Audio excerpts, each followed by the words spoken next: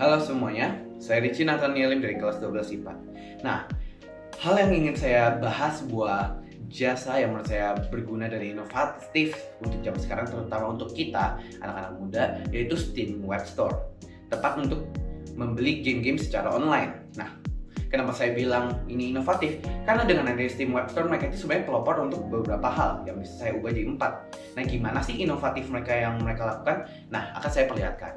Nah, inovatif pertama yaitu pada zaman dulu, di mana game yang mereka ciptakan oleh Valve, yaitu Counter Strike, membutuhkan untuk main online atau bahkan membutuhkan update secara online. Tetapi untuk zaman itu masih susah dan bahkan tersebar-sebar untuk mendownload main online dan untuk download update-nya.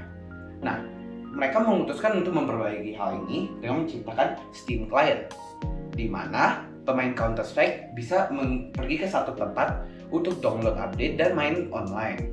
Nah, Steam atau Valve tersendiri merasa Steam ini bisa dikembangkan lebih, sehingga pada tahun 2004 mereka menjual game mereka yaitu Half-Life 2 di Steam client-nya tersendiri.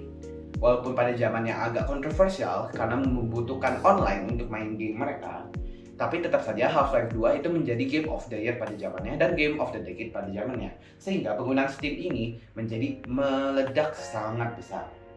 Walaupun banyak problemnya pada zaman itu. Nah, setelah Half-Life 2 itu sukses, mereka mulai bekerja sama dengan beberapa company lain. Contohnya id Software, di mana mereka menambahkan 2 game yang bukan milik mereka, seperti Ragdoll Kung Fu sama Doom. Nah, habis itu mereka berkembang lagi sekitar tahun 2009, mereka udah tambahin kayak memang penampilan web store yang mulai muncul seperti filter buat game, terus juga game-game dari bahkan luar negeri, contohnya kayak Square Enix mulai ditambahkan ke dalam Steam Client. Sehingga bahkan zaman ini pertumbuhan Steam mulai berasa, dan ketika pemain pengguna PC ingin main game, biasanya direkomendasi melalui Steam. Nah, lalu tahun 2012 mereka mengeluarkan inovasi lagi, yaitu apa? Dengan Steam Workshop. Steam Workshop itu apa? Itu dimana ketika orang membuat suatu modifikasi di sebuah game, karena PC terkenal game yang mudah dimodifikasi, mereka bisa merilis layaknya sebuah game dan bisa dicari oleh banyak orang. Hal itu menumbuhkan komunitas banyak game. Bahkan sampai sekarang ada game yang walaupun sudah tidak diupdate sejak kapan tahu, tetap masih hidup karena komunitasnya yang bertumbuh oleh modifikasi. Seperti contohnya Elder Scrolls.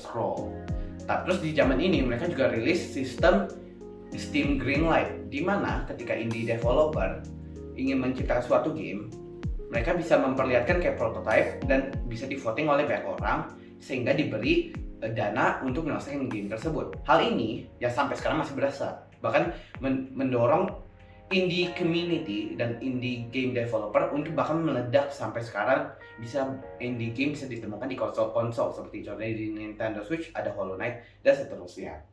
Nah, walaupun karena sistem voting ini banyak masalah, kayak contohnya ada orang developer yang menjadikan game gratis jika di voting, sehingga pada sekitar tahun 2013 atau 2014 sistem Steam Greenlight ditutup dan digantikan oleh Steam Direct, di mana indie developer bisa mengirim prototype game mereka ke Steam-nya sendiri untuk dinilai diberikan dana atau tidak. Lalu mereka mulai mengembangkan UI mereka lagi dengan tambahan discovery list. Jadi game yang mirip dengan game yang kita mainkan mereka rekomendasikan. Lalu jika ada sale atau diskon, mereka memperlihatkan dalam bentuk persentase agar lebih mudah dimengerti dan seterusnya. Nah, tahun 2016 di mana VR mulai muncul, VR untuk terutama konsumer, mereka adalah salah satu pelopor VR bisa didorong sampai zaman sekarang. Seperti contohnya zaman sekarang kayak Meta Quest 2 itu semuanya kalau bisa ditarik ke Steam kembali. Kenapa begitu? Karena pas VR-nya waktu itu baru rilis, cuma ada HTC Vive, cuma ada Oculus Rift.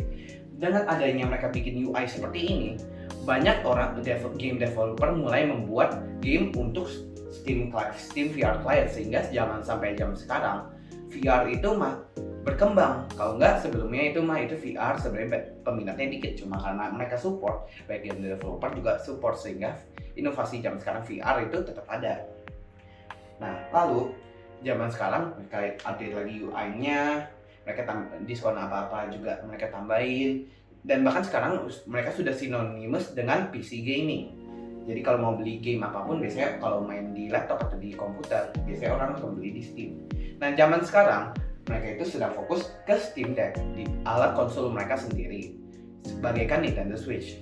Hal ini merupakan inovasi juga karena hal yang seperti ini, PC di dalam bentuk handheld atau portable, itu dinyatakan mustahil untuk harga murah, tetapi mereka dapat menjual dengan harga murah. Hal ini jujur menyebabkan banyak company lainnya seperti Lenovo dan Asus menciptakan versi mereka sendiri, sehingga kayak contohnya ROG Ally sama Lenovo Go dan lain-lainnya. Jadi ini salah satu juga mereka menjadi pelopor dari banyak inovasi di dunia sekarang. Nah, walaupun mereka itu kelebihan yang cukup bagus, kayak kita itu kalau mau main game di komputer atau di laptop tinggal lewat mereka aja, terus juga mereka itu sering banget kasih diskon, sangat mudah diakses.